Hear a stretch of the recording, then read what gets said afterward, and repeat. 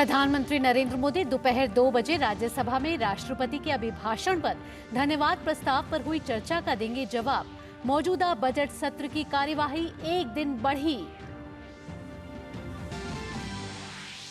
उत्तराखंड विधानसभा में समान नागरिक संहिता विधेयक पर चर्चा जारी। चर्चा के बाद मुख्यमंत्री धामी विधेयक को पारित करने का रखेंगे प्रस्ताव।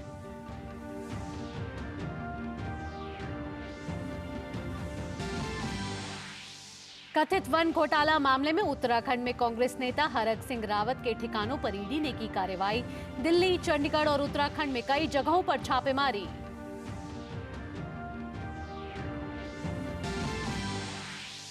दिल्ली शराब घोटाले में ईडी के समय पर पेश न होने के मामले में दिल्ली के राउज एवेन्यू कोर्ट ने आदेश रखा सुरक्षित। कोर्ट शाम 4 बजे सुनाएगा आदेश।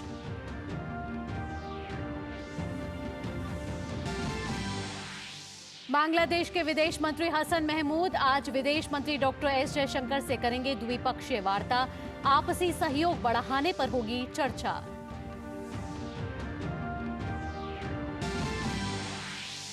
केंद्रीय जल शक्ति मंत्री गजेंद्र सिंह शेखावत ने कहा, मोदी सरकार ने 74% घरों तक पहुंचाया पीने का पानी। 11 करोड़ परिवार तक हमारी सरकार में पहुंचा पीने का पानी। अंतर्राष्ट्रीय खबरों में गजा में संघर्ष विराम पर हमास के जवाब के बीच इजराइल पहुंचे अमेरिकी विदेश मंत्री एंटनी ब्लिंकन। कतर ने संघर्ष विराम पर हमास की प्रतिक्रिया को बताया सकारात्मक।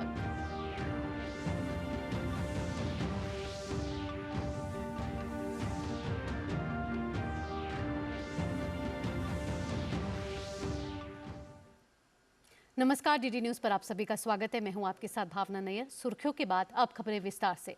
संसद के बजट सत्र के छठे दिन आज भी दोनों सदनों में प्रश्नकाल के दौरान कई महत्वपूर्ण सवालों का उत्तर संबंधित मंत्रियों द्वारा दिए जा रहे हैं। इसके साथ ही अहम पत्रावलियां भी सदन के पटल पर रखी जाएंगी। बात लोकसभा की करें तो आज जम्मू कश्मीर के अंतरिम बजट पर चर्चा होगी। इसके साथ ही जम्मू कश्मीर की अनुदान मांगों को चर्चा और पारित कराया जाएगा। बजट सत्र में आज छठे दिन राज्यसभा में राष्ट्रपति के अभिभाषण पर धन्यवाद प्रस्ताव पर चर्चा जारी रहेगी। आज प्रधानमंत्री नरेंद्र मोदी चर्चा का जवाब देंगे। इसके अलावा उच्च सदन में अंतरिम केंद्रीय बजट पर चर्चा प्रस्तावित है। साथ ही केंद्र शासित प्रदेश जम्मू कश्मीर के अंतरिम बजट पर भी चर्चा प्रस्तावित है।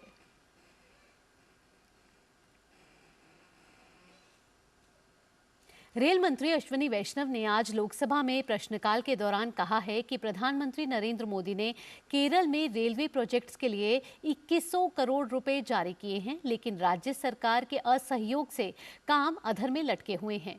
ये अपने आप में एक केस स्टडी है। Government of Kerala has absolutely no interest in development of railway. Sir, honourable prime minister has given 2,191 crore allocation for Kerala, but the state government, which was getting only 372 crore earlier, but the cooperation from the state government is lacking, due to which the state government, the projects in Kerala are suffering. Karnataka के भाजपा सांसदों ने कर्नाटक सरकार द्वारा धन के दुरुपयोग को लेकर संसद में गांधी प्रतिमा के सामने विरोध प्रदर्शन किया। इस अवसर पर भाजपा सांसद लहर सिंह ने कहा है कि कांग्रेस भ्रष्टाचार में लिप्त है और प्रशासन ठीक से नहीं चला रही है। दिल्ली में कर्नाटक कांग्रेस के नेताओं के जरिए धरना देने की बात पर उन्होंने कहा कि वे आंतरिक विवादों के कारण ही कांग्रेस नेता दिल्ली आए हैं। हमारा ये मुद्दा है कि कांग्रेस भ्रष्टाचार में लिप्त है और प्रशासन सही रूप से नहीं चला रही है। आपसी झगड़ों की वजह से वो यहाँ आए हुए हैं। डीके शिव कुमार को मुख्यमंत्री बनना चाहिए तो नहीं बन सका। उसके अंदर के अंतर विरोध की वजह से ये परिणाम हो रहा है और ये आए हैं। ये मैं समझता हूँ कि सोनिया और राहुल के विरुद्ध में आए हैं कि वो मुख्यमंत्री नहीं बन सका डीके शिव कुमार, तो इनका आपसी झगड़े का ये इस वजह से यहाँ ये प्रदर्शन कर रहे हैं। कर्नाटक की कांग्रेस सरकार के खिलाफ प्रदर्शन जारी है और इसी मुद्दे पर गिरिराज सिंह से हमारे संवाददाता ने की है खास बातचीत। कर्नाटका सरकार ने एक विज्ञापन दिया है, मेरा राज्य मेरा टैक्स। इस पर बातचीत करेंगे केंद्रीय ग्रामीण विकास मंत्री गिरिराज सिंह से। गिरिराज, वो कैसे देखते हैं कर्नाटका सरकार के इस विज्ञापन? देखिए, वो पूरे विज्ञापन को तो मैं देखता हूं कि वहां की सरकार कांग्रेस की सरकार है, एक झूठी सरकार है, झूठी सरकार है और देश को तोड़ने वाली है। राहुल गांधी भारत जोड़ो यात्रा निकालते हैं या भारत तोड़ो यात्रा। मेरे विभाग का उन्होंने दिया है कि पैसा मेरा बाकी है, वित्त आयोग का पैसा। भारत की सरकार ने यूपीए गवर्नमेंट जो कांग्रेस की थी वो केवल 24,500 करोड़ दिया 10 साल में। मोदी जी ने 72,000 करोड़ दिया।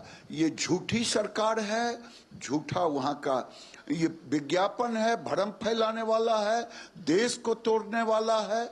इस ढंग का विज्ञापन आज तक किसी राज्य ने नहीं दिया होगा जो विज्ञापन कांग्रेस की सरकार ने दी है, और वो भी भ्रम फैलाने वाली। देश को तोड़ने की एक साजिश है राहुल गांधी की, और इसी की तैयारी डीके सुरेश ने दिया था बयान, और उसी के परिप्रेक्ष्य में आज ये विज्ञापन है। और मैं इसका प्रोटेस्ट करता हूं कि ये झूठा है, भ्रम फैलाने वाला है। और मैं तथ्यों के साथ, कागज के साथ कह रहा हूं, अगर हिम्मत है तो बताए कि 10 साल में केवल आरडीपीआर ने, कांग्रेस की सरकार केवल 24,500 करोड़ दी और हमने 72,000 मोदी जी ने दी। प्रधानमंत्री मोदी जो है वो फेडरल स्ट्रक्चर को मजबूत करने की बात करते हैं, स्टेट और सेंटर की मजबूती की बात करते हैं, लेकिन राज्य सरकार जिस तरीके से सेंटर पर आरोप लगा रहा है, लगता नहीं है कि टकराव बढ़ रहा है?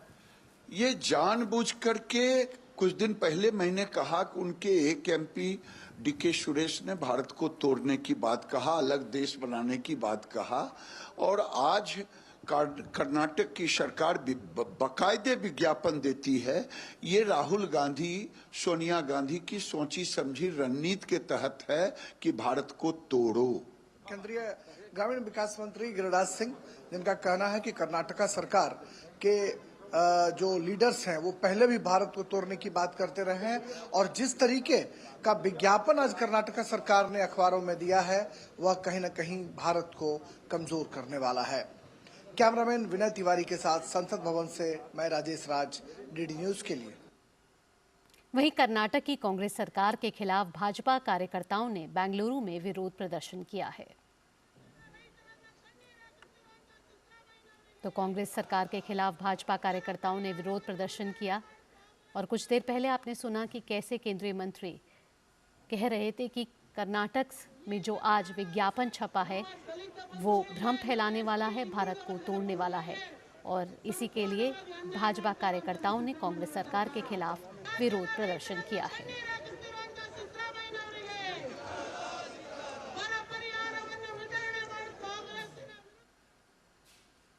केंद्रीय मंत्री गजेंद्र सिंह शेखावत ने सरकार की उपलब्धियों का जिक्र करते हुए कहा है कि देश में आधारभूत संरचना का काफी विकास हो रहा है। नई दिल्ली में एक प्रेस वार्ता के दौरान उन्होंने कहा कि भारत ने पानी की आपूर्ति की आवश्यकताओं के लिए काम किया है। उन्होंने कहा कि भारत दुनिया का सबसे बड़ा देश है जो पानी के लिए निवेश कर रहा है। आज भारत ने पानी की आवश्यकताओं की आपूर्ति के लिए जिस तरह से काम किया है, और वाटर के स्पेक्ट्रम में जितना खर्च किया है, पिछले 10 साल में भारत पानी के क्षेत्र में निवेश करने वाला, सबसे ज्यादा निवेश करने वाला दुनिया में देश है, और लगभग 250 बिलियन यूएस डॉलर्स के जितना निवेश भारत ने पानी के डिफरेंट स्पेक्ट्रम्स में किया है। चाहे वो सिंचाई का पानी होगा, चाहे नदियों का शुद्धिकरण होगा, चाहे पेयजल का होगा, चाहे भूगर्भ के जल का पुनर्भरण होगा। केंद्रीय मंत्री गजेंद्र सिंह शेखावत ने कहा कि हमारी सरकार ने जल शक्ति मिशन के अंतर्गत अभी तक 74% घरों तक पीने का पानी पहुंचा चुकी है। उन्होंने साथ ही कहा कि 11 करोड़ परिवार तक हमारी सरकार ने पीने का पानी पहुंचाया है। आज भारत में 74% घरों तक पीने का पानी नल के माध्यम से पहुंचता है, और यह आंकड़ा बढ़ करके आज 14 करोड़ 50 लाख घरों तक पहुंच गया है। यानी 11 करोड़ 25 लाख घरों तक पीने का पानी पहुंचाने में सफलता हमने प्राप्त की है।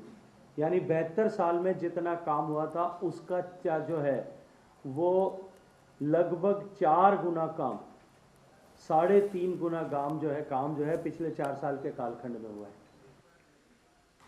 बुलेटिन में आगे बढ़ते हैं। लोकसभा में विदेशी मामलों की समिति ने आतंकवाद पर रिपोर्ट पेश कर दी है। आइए देखते हैं क्या है इस रिपोर्ट में। विदेशी मामलों पर समिति ने अपनी रिपोर्ट में कहा है कि भारत में आतंकवाद की समस्या बड़े पैमाने पर सीमा पार से प्रायोजित है। साथ ही कहा गया है कि आतंकवादी संगठनों को पाकिस्तान की जासूसी एजेंसी ISI की ओर से सुरक्षित पनाहगाह दी जाती है। PP चौधरी के नेतृत्व वाली समिति ने सोमवार को क्षेत्रीय और अंतर्राष्ट्रीय स्तर पर वैश्विक आतंकवाद के मुकाबले पर अपनी 28वीं रिपोर्ट पेश की। समिति ने अपनी रिपोर्ट में ये राय दी है कि पड़ोसी देशों में सभी आतंकवादी नेटवर्क को नष्ट कर ही देश में आतंकवादी हमलों पर अंकुश लगाया जा सकता है। समिति ने साथ ही कहा है कि भारत को कट्टरपंथ और चरमपंथी विचारधारा के प्रसार को रोकने के लिए अंतर्राष्ट्रीय समुदाय के साथ मिलकर उपाय विकसित करने में प्रमुख भूमिका निभानी चाहिए। समिति ने सरकार से आतंकवादियों और आतंकवादी संस्थाओं की सूची पर संयुक्त राष्ट्र सुरक्षा परिषद की प्रतिबंध व्यवस्था का गैर राजनीतिकरण सुनिश्चित करने के लिए लगातार प्रयास करने का आह्वान भी किया है।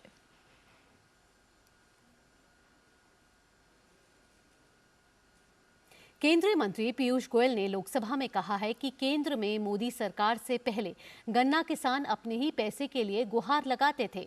चीनी मिलों के पास पैसे नहीं होते थे गन्ना किसानों के भुगतान के लिए, लेकिन अब एथेनॉल का ईंधन में इस्तेमाल 1% से 12% करने से मिलों की आमदनी बढ़ी है। 99% किसानों का भुगतान समय पर हुआ है। उन्होंने साथ ही बताया कि 2022-2023 में गन्ने का उत्पादन 1.5 गुना था और 1,15,000 करोड़ मूल्य का गन्ना उत्पादन हुआ है। गन्ना किसानों की भुगतान करने के लिए चीनी मिलों के पास जो पैसे का अभाव रहता था उसको पूरा करने के लिए इथेनॉल को प्राथमिकता दी गई। कहाँ उस समय मात्र 1% पेट्रोल में इथेनॉल की मिक्सिंग ब्लेंडिंग होती थी, आज वो बढ़कर 12% हो गई है। एक 1200% एक प्रकार से वृद्धि हुई है। मौजूदा बजट सत्र की कार्यवाही एक दिन बढ़ाने पर लोकसभा अध्यक्ष ने क्या कहा है, आइए आपको सुनवाते हैं। माननीय संसदीय कार्य मंत्री जी ने प्रस्ताव किया है कि आवश्यक सरकारी कार्य को निपटान हेतु 7वीं लोकसभा के 15 सत्र को शनिवार दिनांक 10 फरवरी 2024 तक के लिए बढ़ा दिया जाए। यदि सभा की अनुमति हो तो शनिवार 10 फरवरी 2024 तक सदन की बैठक निर्धारित की जाए, बढ़ा दिया जाए। और अब खबर उत्तराखंड से। उत्तराखंड विधानसभा में समान नागरिक संहिता विधेयक पर आज चर्चा जारी है। कांग्रेस विधायक भी UCC पर अपनी राय रखेंगे। चर्चा के बाद मुख्यमंत्री पुष्कर सिंह धामी विधेयक को पारित करने का प्रस्ताव रखेंगे। इससे पहले कल मुख्यमंत्री पुष्कर सिंह ने कल राज्य विधानसभा में समान नागरिक संहिता विधेयक 2024 सदन में पेश किया। जितने भी ED की कार्रवाई हो रही है, जितने भी जो है विजिलेंस की कार्रवाई हो रही है, ये सब स्वतंत्र बॉडी है। और मैं कह सकता हूं कि पूरे देश में आप ये देख रहे होंगे कि जिन जिन लोगों ने भी भ्रष्टाचार किया है, जिन जिन लोगों ने गलत तरीके से संपत्ति अर्जित की है, उनके खिलाफ अगर ED और विजिलेंस अगर छापे मार रही है या कार्रवाई कर रही है, तो इसमें जो है सबको इसका श्रेय देना चाहिए कि वह प्रधानमंत्री जी भी और राज्य सरकार भी अच्छा काम कर रही है, क्योंकि पारदर्शिता भी जरूरी है और भ्रष्टाचार मुक्त शासन भी जरूरी है। वहीं उत्तराखंड में कांग्रेस नेता और पूर्व मंत्री हरक सिंह रावत के खिलाफ प्रवर्तन निदेशालय ने बड़ी कार्रवाई करते हुए दिल्ली, चंडीगढ़ और उत्तराखंड में छापेमारी की है। इन 3 राज्यों के 16 ठिकानों पर ED की छापेमारी जारी है। ED की यह छापेमारी 2 अलग-अलग मामलों में चल रही है, जिसमें एक मामला फॉरेस्ट लैंड से जुड़ा है और दूसरा अन्य जमीन घोटाले का है, जिसमें पिछले साल अगस्त में विजिलेंस विभाग ने हरक सिंह रावत के खिलाफ कार्यवाही की थी। बता दें कि साल 2022 में भारतीय जनता पार्टी ने अपने कैबिनेट और पार्टी की प्राथमिक सदस्यता से हरक सिंह रावत को पार्टी विरोधी गतिविधियों के चलते 6 साल के लिए बर्खास्त कर दिया था। इसके बाद हरक सिंह रावत विधानसभा चुनाव से पहले कांग्रेस में शामिल हो गए। साल 2016 में हरक सिंह रावत सहित कुल 10 विधायकों ने पूर्व मुख्यमंत्री और वरिष्ठ कांग्रेस नेता हरीश रावत के खिलाफ बगावत की थी और भाजपा में चले गए थे। दिल्ली शराब घोटाले में ईडी के समन पर पेश न होने के मामले में मुख्यमंत्री अरविंद केजरीवाल के खिलाफ ईडी की याचिका पर राउज एवेन्यू कोर्ट ने आदेश सुरक्षित रखा है। अब राउज एवेन्यू कोर्ट आज शाम 4 बजे आदेश सुनाएगा। ईडी ने आज कोर्ट को बताया कि उसकी तरफ से मामले में दलील पूरी कर ली गई है। पिछली सुनवाई में ईडी की ओर से एएसजी एसवी राजू ने अपना पक्ष रखा था। 5 बार समन किए जाने के बावजूद पूछताछ के लिए पेश न होने पर ईडी ने कोर्ट का रुख किया है।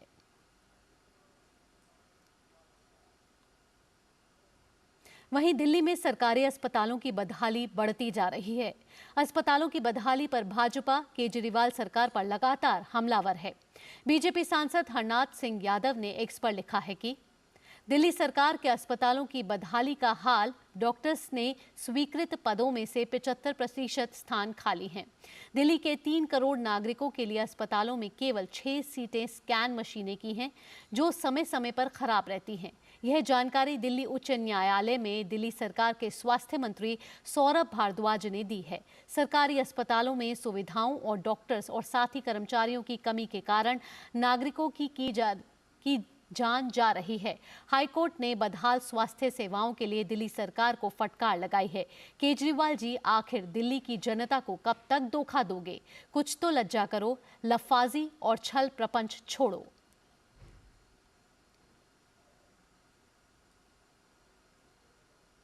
और अब ज्ञानवापी मामले से जुड़ी खबर। ज्ञानवापी मामले में आज भी सुनवाई होगी। इलाहाबाद हाईकोर्ट में आज भी व्यास जी के तहखाने में पूजा का अधिकार दिए जाने के लिए जिला जज के आदेश के खिलाफ सुनवाई जारी रहेगी।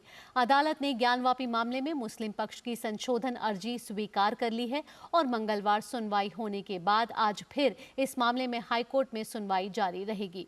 बता दें कि मामले की सुनवाई न्यायमूर्ति रोहित रंजन अग्रवाल की एकल पीठ कर रही है। असल में मस्जिद पक्ष की यह भी दलील है कि जिला जज ने अपने 31 जनवरी के आदेश में जिला अधिकारी को 7 दिन के भीतर व्यवस्था करने का आदेश दिया था, लेकिन जिला अधिकारी ने उसी रात पूजा शुरू करवा दी। रक्षा मंत्रालय ने सीमा सड़क संगठन यानी बीआरओ में जनरल इंजीनियरिंग रिजर्व फोर्स में काम करने वाले कैजुअल पेड मजदूरों को अनुग्रह राशि एक मुश्त मुआवजे के भुगतान के प्रस्ताव को मंजूरी दे दी है। निर्देशों के अनुसार जिन कैजुअल पेड मजदूरों ने बीआरओ में कम से कम 179 दिन काम किया है, उन्हें केवल अनुग्रह राशि एक मुश्त मुआवजे के भुगतान के लिए कवर किया गया है। सरकार का यह कदम देश के भीतरी और दूर दराज के इलाकों में काम करने वाले कैजुअल पेड मजदूरों के लिए सामाजिक सुरक्षा एवं कल्याण से जुड़े एक उपाय के रूप में काम करेगी।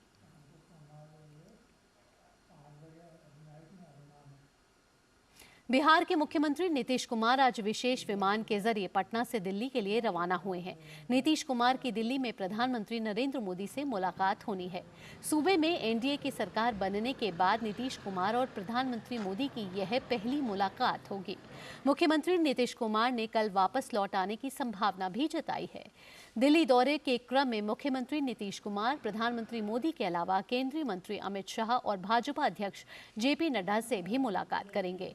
बताया गया है कि प्रधानमंत्री से मुलाकात के दौरान नीतीश कुमार बिहार के लिए बड़ी सौगात का आग्रह करेंगे। वहीं अमित शाह और जेपी नड्डा से मुलाकात कर लोकसभा चुनाव के दौरान सीट शेयरिंग और अन्य रणनीति पर भी चर्चा करेंगे। नीतीश कुमार का भाजपा के वरिष्ठ नेता लालकृष्ण आडवाणी से मिलने का भी कार्यक्रम है।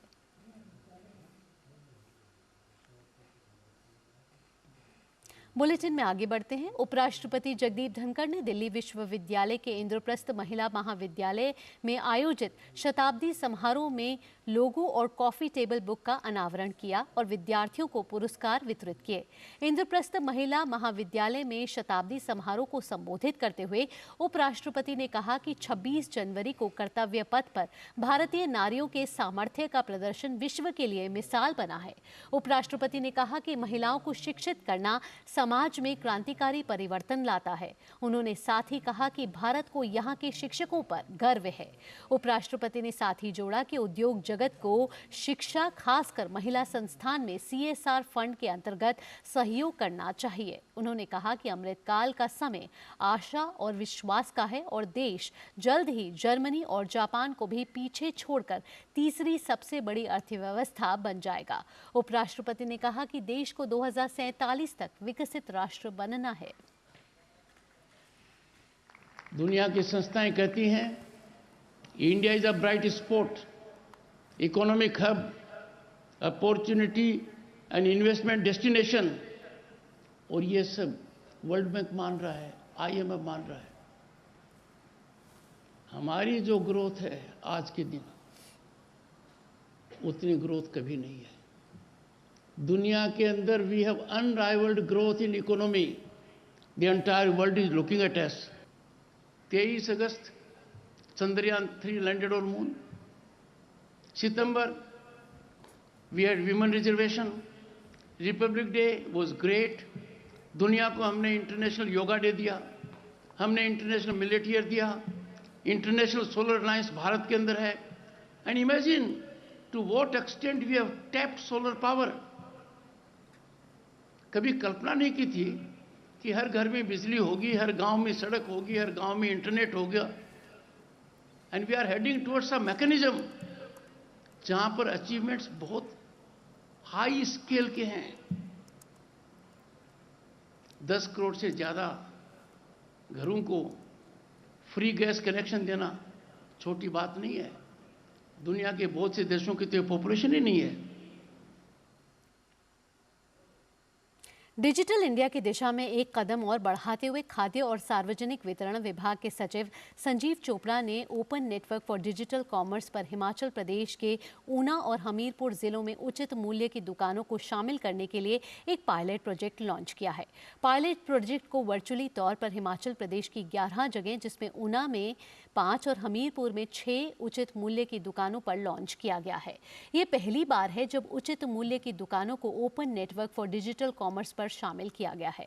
संजीव चोपड़ा ने इस मौके पर कहा है कि इस पहल का मकसद लाभार्थियों की संतुष्टि को बढ़ाने के साथ ही उचित मूल्य की दुकान के डीलरों के लिए आय बढ़ाने का एक अतिरिक्त अवसर प्रदान करना है।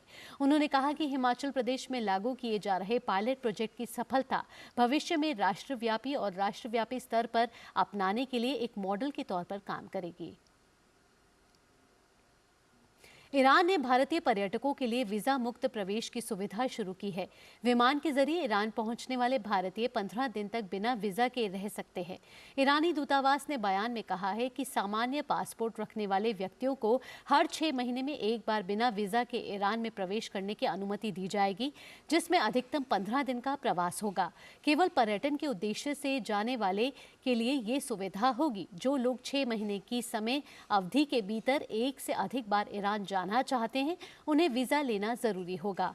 ईरान अब थाईलैंड, मलेशिया, श्रीलंका और वियतनाम जैसे देशों की सूची में शामिल हो गया है, जिन्होंने हाल ही में भारतीय आगंतुकों के लिए वीजा की जरूरत खत्म कर दी है।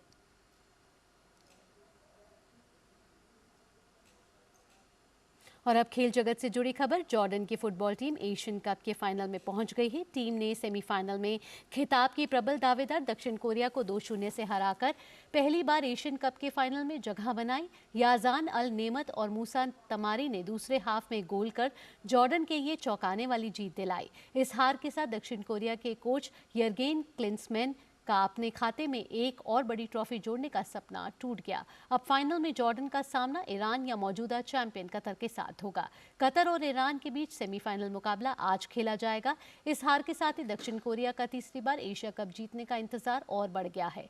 जॉर्डन ग्रुप स्टेज में बेस्ट थर्ड प्लेस टीम में से एक के रूप में राउंड ऑफ 16 में पहुंचा था।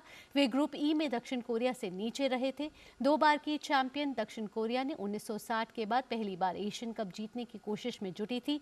वहीं ये पहला मौका था जब जॉर्डन की टीम सेमीफाइनल में पहुंची थी। इसी के साथ इस बुलेटिन में इतना ही। डीडी न्यूज़ पर खबरों का सिलसिला जारी रहेगा। मुझे दीजिए अनुमति। नमस्कार।